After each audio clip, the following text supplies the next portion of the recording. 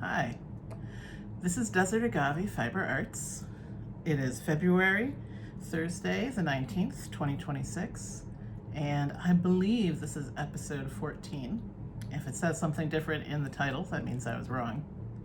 And my name is Christina. My pronouns are she, they. I am Latina, bipolar, autistic, and I have ADHD and PTSD. I am a writer, a fiber artist, increasingly also a more general artist, and also a mother, a friend, a wife, all those good things. I also do a fair amount of volunteer work where I do things like fundraising and teaching and all sorts of different stuff.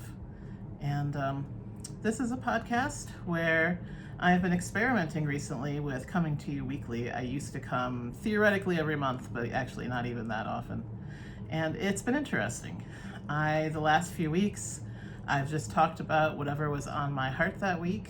When I talked about the Melt the Ice hat, that has really gotten more attention than my podcast has ever gotten. I'll talk a little bit about the hat today, but not much.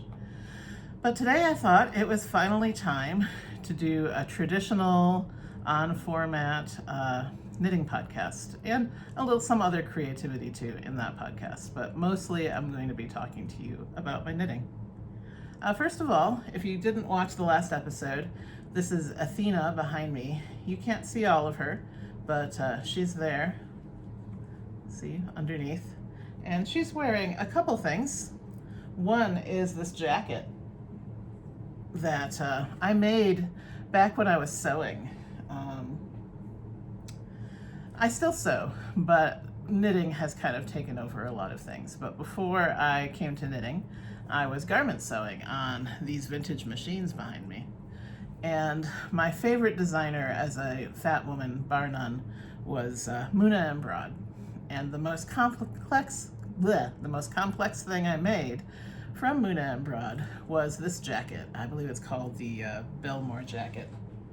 And look, it's got these covered seams, it's got pockets. I always wore the sleeves rolled up because I loved the fabric I used on the seams so much, a nice little pop. And you know, when I made this, it was probably about 4 years ago. The first couple winters, I wore it constantly. Because I didn't have any cardigans or anything, because this was before I was really a knitter. And I often, like I am now, I like wearing sundresses in the winter, and then I need something to winterize them. And this was my main thing I had to winterize them back then. And I loved it. I still love it. I discovered that bright pink can be a neutral. I swear it went with basically everything in my closet. It's a heavyweight linen is what I made it out of. That's part of what helped me discover that I love wearing natural fibers. And part of why I put it on Athena today is that I want to remind myself that it needs mending. Both of the pockets, my stitching has come loose a bit. I need to stitch them in a little bit better. And then one of the pockets has a big hole in the bottom of the pocket, so you can't actually use it for pocket purposes. I want to darn that up. And I think some of those seams in the inside of the jacket need a little bit of attention. I was really a very beginning sewist when I made it, and not everything is as up to snuff as it should be, but it's still a very wearable jacket. It'll be perfect as spring comes to New Mexico, and it's actually also, since it's linen, it's a great cover-up in the summer as well. In New Mexico, it gets very, very hot, but it's also very dry, and actually I find that wearing a light cover-up often feels better to me than having bare skin in the sun. I just feel more protected, and I feel cooler. So this is something that I would like to wear these coming seasons. So I have her on Athena to remind me. Also, Athena is wearing a gift I got. I had a birthday since the last time I met with all of you, so I'm a year older now. And my son gave me this beautiful scarf. It's hand printed. It's from a local place called Crea Bea. It's hand printed with roadrunners, which are a common bird here in Albuquerque, and I love them. I think everyone who lives in Albuquerque loves roadrunners. And my son gave me this light scarf. It'll be perfect as an accessory as it gets a little warmer as well, when wearing knitted scarves is out of the question. And if you haven't, I will link Kay and Molly's online store below because they have so many beautiful hand-printed items. They are such a good local company. They hire immigrant women from all over the world. They're a really good employer for those women, and it's just one of those places that makes you feel good and that does good. And I think you should go poke around their website and see all of their wonderful offerings. They started out, and they still make a ton of different dish towels, but they've also branched out. There's scarves like this. My son also gave me a beautiful printed pillow that's in one of the chairs in our living room, and I really highly recommend them. Forgot to open my water before I started. There we go. All right, you might have figured out what my main finished object is. It is this hat. It is the Old Compass hat by Trin, Annelie. I actually made it as one of her test knitters, but I'm afraid I didn't make it to the finish line in time. I was totally on track in the fall. I was moving along, really feeling good about myself because I felt like I was more in control of my color work than I ever had been before. And then I don't even remember what it was, but I was really busy in the fall with my volunteer work, and something came up that basically took all my energy, and I felt like I only had energy for plain stockinette knitting, not for intricate color work. So I did not finish the hat in time for the test. And then I felt sort of bad about myself for not finishing it by the deadline. So I just kind of let it sit for a while. But then honestly, it was my birthday coming up. I realized I would really like to have a beautiful colorwork hat for my birthday, and I can give that to myself. So I focused on it the last week and a half or so. I finished up the colorwork chart. I had actually done the main colorwork chart. I just needed to do the decrease chart to do the top of the hat. And then I had to do what I thought of as the easy part, which is the half that's just the gray with the stripes. The thing that's funny about it is I did not find it the easy part in the end. I guess I was more in the mood for color work this last couple weeks because I found this to be the boring part, and I really had to force myself to finish it. This is a double layered hat. It looks like a big elongated balloon when it's unfolded, much like the Musselburgh hat. And only it's made a little bit differently. You do a provisional cast on, knit the color work up, then you go back down, put the provisional cast on, put the stitches back on the needles, and then you knit the other half in the stripes. And I am super proud of this hat, in part because these are not the given colors for the hat. This color scheme was one that I came up with on my own with a lot of thinking and experimenting. It's the first time I've done that. I mean, I'm still really a beginner in color work. My most successful other color work item that I've made was also by Trin Annelie. I made her iris hat. And in that one, I pretty much stuck to the colors that she used, except I think I shifted the flowers from blue to purple just because I love purple. In this hat, I just went totally off the rails. Here, I can show you the pattern that I worked from. The first page has, you can see, this is the hat I was working from. There's a couple colors. She has some grays in there too, but other than that, quite different. Mine is a little louder. I like that. I'm a kind of a loud person sometimes, so that does not bother me. I'm debating if I want to take it off or not. I can show you how it's reversible because you can also wear it with the stripy part as the main part and then this beautiful colorwork brim, or you can wear it like the photo here without a brim at all. There's all sorts of ways to do it, but all of those would require me totally messing up my hair, and I kind of don't feel like it today, so I think I'm not going to. I will say, I have a big head. It's 24 inches around. Most people's heads seem to be 20 to 22 inches. So I heard someone say once, oh, all women think they have a big head and none of them actually do. I have a big head, okay? It's 24 inches around, maybe even a little more. I have found in my life that if I go searching for a hat, like a sun hat to wear, even the size XL hats are sometimes / often too tight for me. Like, I have a big head.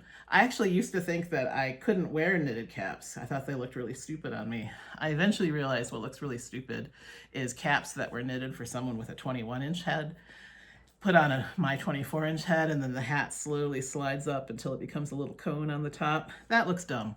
Hats knitted for me actually look pretty good. That said, this one's a little tight, but that was on purpose. When I knitted the iris hat, I knitted it in her absolute largest size, and when it was finished, it fit perfectly. And now I still wear it, but this yarn has stretched out a ton. So now it doesn't fit perfectly. It fits like kind of an overly large bucket that sort of collapses on my head, but it's beautiful, so I wear it anyway. So for this test knit, I volunteered to knit her second to largest size because what I figured was it'll be a little tight at first, but as I wear it, it will probably also grow, and hopefully it will grow until the point where it fits perfectly. That brings me to the yarn that I used. I used the called for yarn, just not in the called for colors. And this designer generally tends to work using Holst yarn, super soft. And so I use, this is maize, that's in there. It's one of the least prominent colors. There's this beautiful green called Calypso. There was this pink called Allium. It's funny, I don't love this color pink. I got some other colors that I was gonna use, but when I was putting them all together, I felt like this pink worked. It needed to be in here. So even though I don't love it, I ended up really loving it in the context of all the other colors. It's kind of funny how that can be. And then there's this. This is one of my favorite colors that I used, Comfrey. And then, what's this tag say? Oh yeah. So one of the ones I used is Silver Gray. That was kind of my main color. Here's the Silver Gray. It's the one that's been used the most. And then the darker gray is called Oxford. And that's kind of the main color in the color work part. And the Silver Gray and the Oxford are the stripes.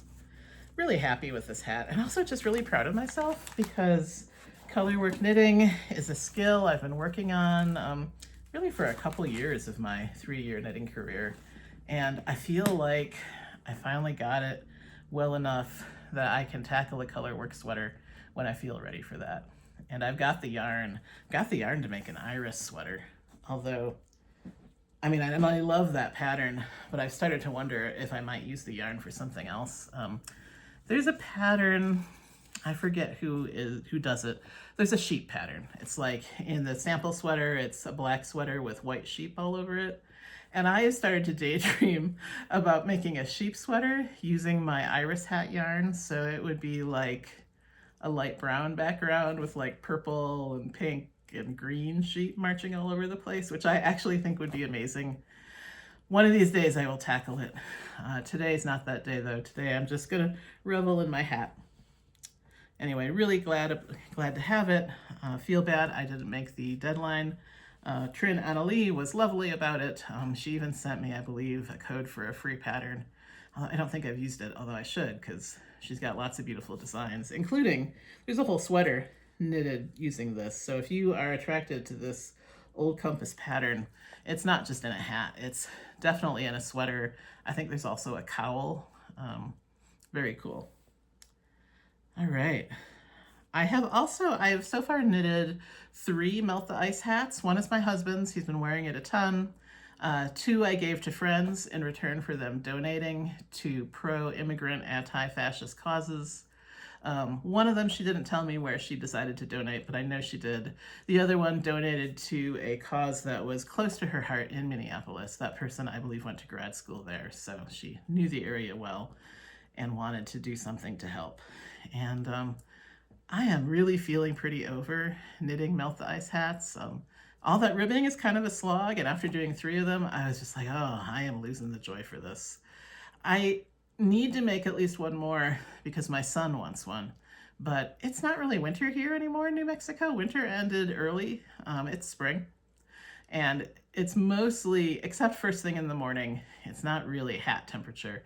So my son was like, well, I still want one, but I don't really need it until next winter. So he kind of gave me a reprieve. So I'm going to take it. At some point when I feel moved, I will knit some more. I've got yarn to make more than one more. We'll just see. I'm not going to force it. It's the red hat is not my primary form of activism. It was what I was doing for fun when I was resting from my primary forms of activism. And right now it's not fun, so I'm going to let it rest. The world will be okay without more red hats from me right now. The other thing I wanted to show you, a little nervous about it, but I'm going to do it anyway. I have been drawing and then more recently painting. I'm not going to show you all the line drawings. I'll show you one. This one made me laugh because I just wore this outfit about a weekend ago, so I guess this is a recent sketch that I made of myself, which is funny because I don't remember doing it. So here's this mysterious sketch. It looks like I did it, but man, do I not remember it. So anyway, but I started at my stepmother gave me a gift of some watercolors for Christmas, and I started experimenting with drawing with ink and then watercoloring over it. This is a garden bed in my backyard. I consider it to be a very New Mexico garden bed because these are our old chili ristras from years past, just kind of moldering. These were the green pine branches from our Christmas tree that we trimmed off, and these are our rotting jack-o'-lantern pumpkins. So I kind of felt like it was a fall to winter scape of a New Mexico backyard. This is the very first time I'd used the watercolors. Last time I used them was probably grade school. And I was immediately struck by how fun it was. I mean, I'm not wildly skilled, obviously, but it really made me feel good. So I was like, well, I'm going to do more. And I'm going to show you those more. I immediately went and got myself a new book because I could tell my sketchbook, the paper couldn't really handle all that watercolor. So the next one I did, I shared this on Instagram, if any of you follow me there. I did this sheep. It's based on a picture, a photograph of a Wensleydale sheep. And I had so much fun painting this sheep, and it made me feel so good, like even better than the first one. Like I was just delighted by the end of it. And and then I promptly, as I sometimes do, I then promptly stopped painting for about a month because, I don't know, life is busy. But I took it up again recently. I did this self-portrait of myself. This is before a concert that my son gave recently. He plays with a jazz band with his middle school, and this was before the jazz fest that his band was playing in. And then before I drew that picture, I drew a different one, and it's kind of interesting because I drew a sketch of myself from memory, and it was such a horrible sketch that like it made me mad. So I just flipped the page and did a different one, working off a photo, and that one was better, and that's what I painted. But this watercolor paper is like thick and expensive, and I felt bad about just having this bad sketch on one of them. So finally, I decided, you know what, I'm just gonna go and I'm gonna watercolor it, even though I hate the drawing, and we'll just see what happens. And what happens is it turns out you can take a terrible sketch that makes you want to vomit, and with watercolors, you can make it better. Like, this is another self-portrait, and it's not perfect. It's not really me, although I do think it captures some of my energy, but it's like so much better than that initial sketch, which was really striking to me that it's possible with color and paint to make something better. I guess that was a good lesson. So that's that. And then I'm really pretty proud of this one. It's not 100% done. I think once it's fully dry, I'm gonna go back with a pen and just do a little line here and there, and then I have to sign it. But my son plays the saxophone, and in one of the songs, he stood up and led the band as he played sort of the vocal parts of My Funny Valentine on the sax. And I mean, man, that was one of those moments that makes a mom's heart swell and makes her cry a little bit. And my husband is a photographer, a hobby photographer, and he took lots of beautiful photos. And I took one of those photos and I turned it into a painting. I just finished it up this morning, other than wanting to sign it and put on an ink line here and there. But I'm really proud of it, in part because I really feel like in a month, I've gained a lot of knowledge about how to work with watercolors. I mean, just look at my first painting and my last painting. I like them both, but I feel like this one shows a lot more control. And I'm not sure you always want to have control with watercolors. Part of the joy is the randomness of them. But I'm proud of this. I wouldn't show you a photo of him, but I guess I'll show you this watercolor of him. But I will tell you, this captures something of his essence. and that makes me feel good. So that's it for finished objects. I've got some works in progress, but first I will say I put 2 works in progress to bed. I think of it as hibernating. And that's because when the year started at the beginning of January, I gleefully cast on 2 worsted weight sweaters. One of them was the Lume sweater by Sari Nordlund. I've been wanting a Lume since I first started kind of following knitting. And I figured, well, I'm ready for color work, so I'm going to tackle this color work sweater. And then the other one was a test knit for the Knit Pearl Girl, using some beautiful worsted weight yarn. And I was pretty sure I could get both of them done by mid to late February, and I was looking forward to it. Really enjoyed working on them. Both were patterns that I took a lot of pleasure in. They also complemented each other because the Knit Pearl Girls pattern was mostly stockinette, and then Sari Nordlund's was the color work that I would use with 2 hands. So depending on my mood and mind space, I would do one or the other. But something kind of soured it for me, and that thing is that winter forgot to come to New Mexico this year. Normally in New Mexico, we do have a couple months of real winter where it's cold enough that a worsted weight sweater feels good. This year we had maybe a week and a half of that kind of winter, and the rest it was weirdly warm, like beautiful, but kind of eerie, because where the heck is winter? Climate change sort of freaks me out. I guess it should. Anyway, I found it really hard to work on these 2 worsted weight heavy sweaters when I could tell by the time I got to mid to late February, there was no way I was going to get to wear either of them. And finally, I decided to put them to sleep, put them into hibernation. I think the Lume, I will probably try to get it done next year in time for it to be sort of my Christmas sweater. The colors are not Christmassy, but it's colorful and fun. And hopefully December or January, there will be at least sometimes I can wear it. And then the Knit Pearl Girl sweater, I'm debating. It's a great pattern, but I had originally bought the yarn I was using for that one to be used in a cabled sweater. And I'm wondering if a cabled cardigan for myself wouldn't get more use, because the nice thing about cardigans is you can take them off and on, you can wear them open when it's too hot to wear them closed. They're just more versatile. And you will see as I take you through more of my whips that I have taken that advice in my head to heart, and I'm really working hard on cardigans. So, okay. So what sort of snuck up on me while I thought I was working on those 2 worsted weight sweaters is almost against my will. I started swatching.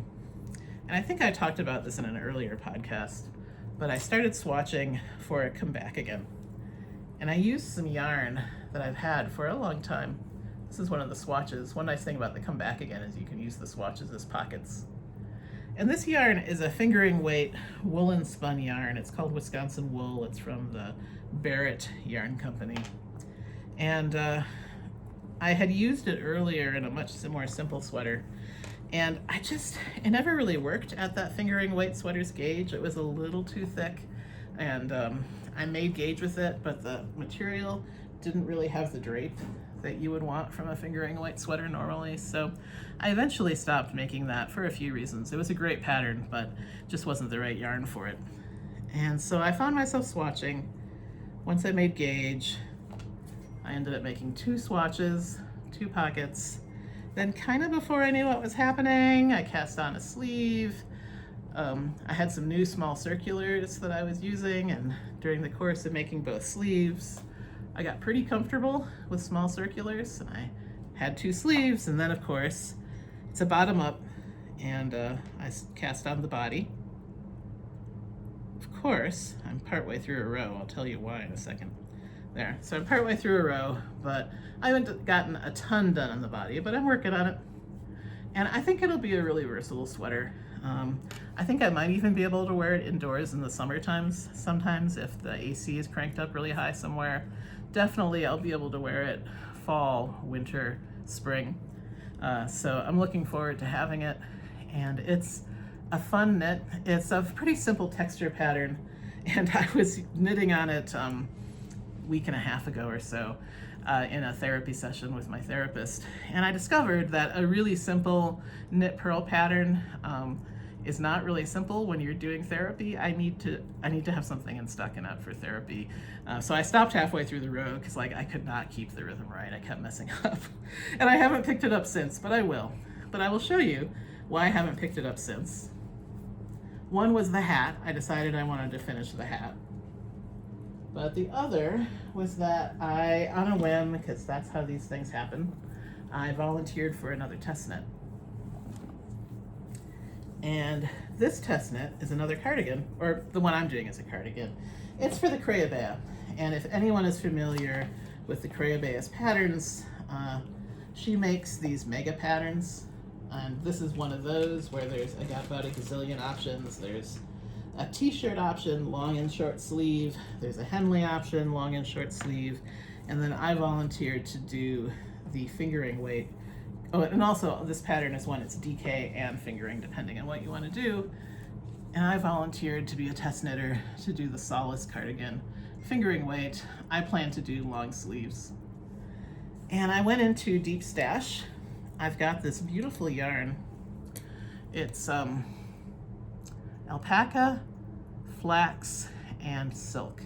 And I bought it my first year of knitting for a sweater that was like way beyond me. I really wanted to make a test knit, and I got into the test knit, my favorite designer. And I just discovered that a lace fingering weight tunic length sweater is apparently not what someone in their first year of knitting should really be volunteering to do. So I ended up putting the yarn in my Deep Stash because I just couldn't hack the pattern at that point. It's Camellia Fiber Company. The yarn is called their CFC, Camellia Fiber Company Flax Fingering. It's 50% alpaca, 25% linen, 25% silk. And this color is Dahlia. I just call it like me colored. It's gonna be my Nikki cardigan. I'll put it on. You won't be able to tell I'm wearing it. It'll be awesome. But I'll show you, considering that this is a fingering weight thing and I've been working on it, I think for exactly a week now, I feel like I've made pretty good progress. It's sort of an integrated set and sleeve design. So you start by making a back flap, then you make front flaps, and then you connect them together and you end up with these beautiful little sleeves. There's the back, there's the sleeve, here's the front. If I was making the Henley or the crew neck, these would eventually get joined together, but since I'm making the cardigan, I've got a lot of purling in my future. I think that'll be good for me. I'm not a purling hater like some people are, but in my style of purling, I tend to prefer purling in between 1 to 15 stitches, and then after that, sometimes my tension gets all weird. And this, of course, I'm going to be purling hundreds of stitches, so I figure it'll be good practice. It'll get me more comfortable with large amounts of purling, but I think it's going to be beautiful. I'm really looking forward to having it. This is truly going to be a spring summer cardigan, I think, and fall too. It's really going to be lovely for throwing over my sundresses when I want to keep some of the sun off or when I want to protect myself from overly enthusiastic AC. And the yarn is just, I don't know if the camera captures it or not, but it really knits up. It's just gorgeous. It feels gorgeous, and in person it looks gorgeous. And it's a treat to work with. And these two projects are nice together because the flax fingering is, you know, the sort of silky alpaca-y yarn, and then the woolen spun wool is much more of a rustic toothy yarn, which I love. Though when I call something rustic and toothy, that is not me criticizing it. That is me celebrating how much I enjoy it. So those are really good works in progress. And then up until yesterday, this was my third work in progress. Part of why I also buckled down to finish this hat was I found myself really itching to cast on some kind of a cowl shawl project using some beautiful yarn that my stepmother brought home from a trip she took to New Zealand to visit my brother last year. And she brought me some yarn that has possum, merino, and silk in it. It's DK weight, and she brought me two 100-gram balls. One is sort of a yellowy green and one is a dark green, and they look gorgeous together. I have a couple ideas for things I could cast on with them, But I will tell you more next time I do a podcast, when maybe I will have cast on something, and then you can see how it's working up. But that's I'm kind of easing us into future plans, because I've taken you through my current works in progress. So besides the shawl with the possum merino silk yarn, another thing I want to do is, when I'm done with the cardigan, which is supposed to be done in late April, I think if I keep it on at my current speed, I think I might actually make that. Then I want to make another fingering weight. And I'm debating, but I want to make something that's drop shoulder, maybe a drop shoulder cardigan, maybe a drop shoulder pullover, I'm not sure. But I want to make it with some yarn that's a wool blend, like wool, silk, linen, probably. And it'll be another thing that I can pull on and wear. That one I could probably wear almost year round, except for the hottest parts of summer. I definitely think a wool blend like that would work in even the coldest parts of winter here. So that's one thing I want to make.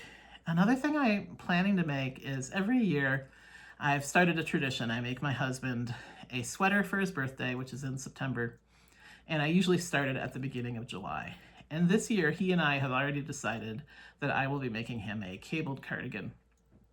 And so that'll be my main project in July and August, and probably a lot of September, because even though he's got a September birthday, in New Mexico, it is not cold enough to wear a worsted weight cardigan in September. So if it's a little late, that's fine. But so I was thinking about, what am I going to make before then? There's that pullover idea. But also, there is a project that is currently in hibernation that is, it's a sport weight lace and cabled pullover, a very lightweight, lacy one that you, again, would probably wear in summer, in cooler days in summer, over a sundress. And I got a good way into it, and I was enjoying it. And for various reasons, I put it into hibernation. But I think when I finish the Sollas Cardigan, I'm going to pull that one out of hibernation and try to get it done by July, when it's time to start my husband's sweater. In part because I already made him a cabled pullover for his birthday last year. It's beautiful. But I don't have a cabled sweater that I made yet. And it sort of annoys me that he's going to have two.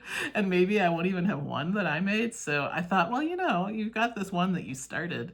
You could try to finish it before you make one for him. And then, when I am done with his cabled cardigan, I want to finally make my DK or worsted weight cabled cardigan next late fall to early winter. So we'll see. We'll see. There's only so much time.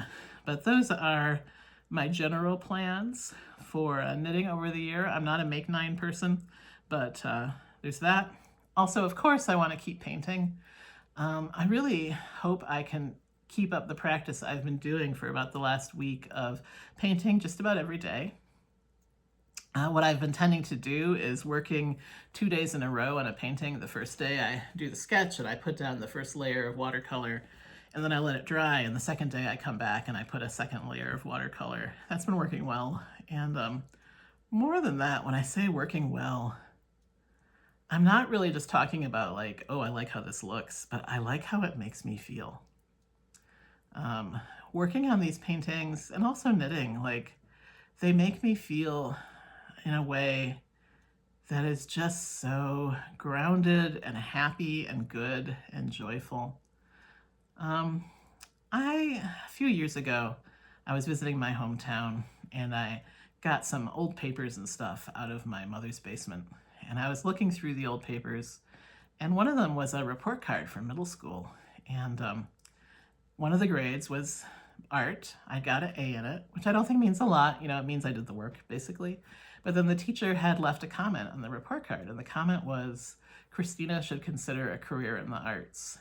And that is something I've been chewing over ever since, because I never, for like one solitary second as a kid, considered a career in the arts. I liked doing art. I didn't think of myself as being good at it. When I gave my art as gifts, I kind of felt like the reception was not positive, so I thought of it as being something that made me feel good, but I wasn't actually good at it. Never occurred to me to do it seriously, But it made me feel good enough that all through high school, I made sure to take one art class a semester. And I really thought of it as this is how I get through the day. My art classes were usually one of my very first classes, if not the first one. And the way I felt making art in art class got me through what in some ways was a sensory hell for the rest of the day. Now that I know I'm autistic, I kind of understand where that comes from. Back then, I just knew that walking through crowded hallways made me want to scream, and the flickering lights made me want to scream, and it just made me feel so awful. But I think I could get that hour of peace first thing. I could make it through all the awful. But I never thought it was something that I was good at or something that I should do.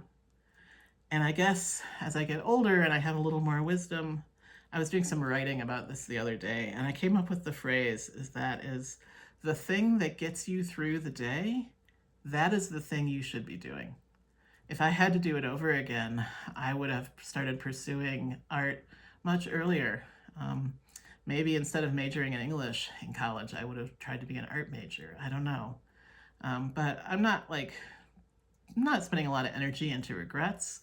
I'm just pursuing art now.